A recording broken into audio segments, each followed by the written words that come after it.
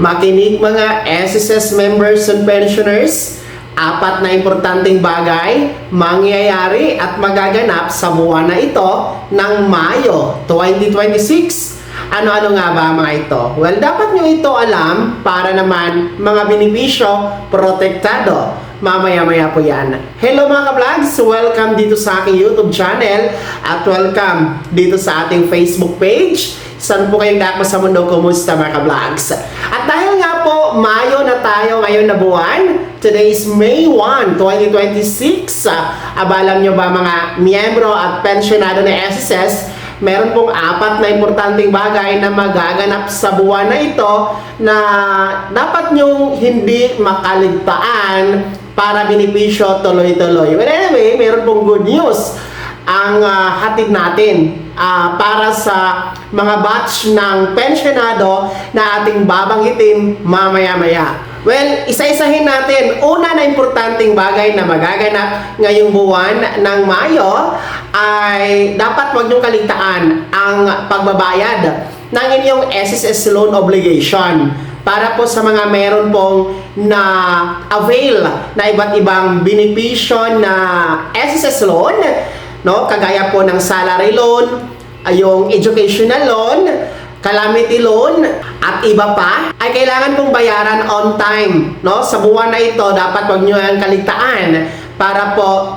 hindi kayo magkaroon ng penalty o extra fees mga ka-vlogs, no? Kasi nga, meron pong extra fees kapag kayo ay hindi nakabayad sa tamang amortization date mga ka-vlogs sa inyong SSS loan obligation. At syempre, kapag atin pong binabayaran ng tama at nasa tamang oras, yung ating SSS loan obligation, maaari tayong makarenew, no? At malaking tulong talaga ang mga loan benefit ng SSS, lalong-lalo pa sa oras ng pangangailangan or emergency mga ka-vlogs. Pangalawa, na importanteng bagay na magaganap ngayong buwan ng Mayo, well, kailangan nyo po mag-generate ng Payment Reference Number or PRN. Bago tayo makapagbayad ng SSS loan obligation doon sa SSS cashiers o di kaya naman po sa mga payment accredited partners sa SSS, kailangan muna nating mag-generate ng Payment Reference Number or PRN. Okay? So, paano nga ba mag-generate ng PRN? Well, inyo po itong mag-generate gamit ang inyong My SSS account. So, tandaan nyo, hindi po pwedeng magbayad ng SSS loan obligation o di kaya naman po contribution kung hindi kayo nag-generate ng Payment Reference Number or PRN. So, ang purpose naman ng PRN ay para po on time ang pag-posting nito sa inyong My SSS account.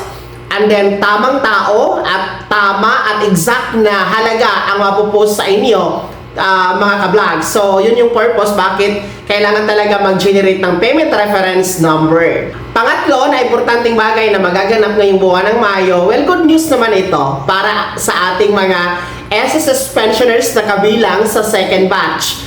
Dahil ang inyong pong May pension releasing schedule ay maa-advance ng isang araw. Ang original na petsa kasi ninyo is Mayo 16. Kaso lang po, ang Mayo 16, kung nakikita niyo po sa inyong kalendaryo, yan po ay natapat sa araw ng Sabado. At ayon sa isang circular ni SSS, na kapag matapat sa Sabado or Linggo or holiday, ang pension crediting, aatras ito sa pinaka-last working day ni SSS. Kaya yan po ang mangyayari. Instead of May 16, atras tayo sa Mayo 15. Araw po yan ng Biyernes. Advance ng isang araw, mas maaga kaysa inaasahan. Kahit pa paano, maaga nyong makukuha at magagamit ang inyong Mayo na pensyon. Mga second batch SSS pensioners na may date of contingency o araw ng kapanganakan, araw ng pagkamatay, pagkasakit na pagkawaldaw, mula 16 to last day of the month. So good news ito para sa inyo. Pang-apat at panghuli na importanteng bagay na magaganap ngayong buwan ng Mayo, well, napaka-importante ito sa ating mga pensyonado na merong buwan ng kapanganakan nitong buwan ng Mayo at ang edad 80 pataas. dahil kayo po ay required na mag-comply ng Annual Confirmation of Pensioners or SSS AKOP sa buwan na ito. Ayon po sa Circular Number 2023-013 ni SSS, yung may subject po na revised guidelines for Annual Confirmation of Pensioners or AKOP program. Kayo ay nire-required mag-comply ng AKOP every birth month at yung ating mga 80 years old pataas na mga pensionado. Whether you are a retired pensioners, total disability pensioners, at survivor pensioners, nasa Pilipinas ka man o nasa abroad. Well, paano nga ba mag-comply ng AKOP? Una po, pwede kayong mag-walk-in o pumunta sa pinakamalapit na branch ni SSS, mag-fill up ng AKOP na form, at pwede din naman po ang authorized representative na mag-comply ng AKOP sa branch ni SSS kapag ang pensionado po ay bedridden, no? Mag-provide lamang ng SSS ID or UMID ng pensionado, tapos authorization letter, permado ng pensionado, at yung authorized person kailangan mag-present ng isang valid ID. Pangalawa, pwede mag-comply ng AKOP sa pamamagitan ng video conference. Mag-set muna kayo ng online appointment gamit ang inyong My SSS account, no, para ma-confirm ang inyong online video conference AKOP compliance. Pangatlo, ay maaari kayong mag-comply ng AKOP sa pamamagitan ng facial authentication. So, ang gagawin nyo lang ay pumunta kayo sa website ng SSS, ang www.sss.gov.ph. Then, pindutin nyo po yung AKOP compliance. Then, pag pindot nyo po ng button na yon, ay may step-by-step process para sundan at makompleto ang inyong AKOP compliance via facial authentication. So, dapat mag-comply ng AKOP sa buwan na ito ng Mayo para hindi mapuputol ang pensyon pagdating ng June.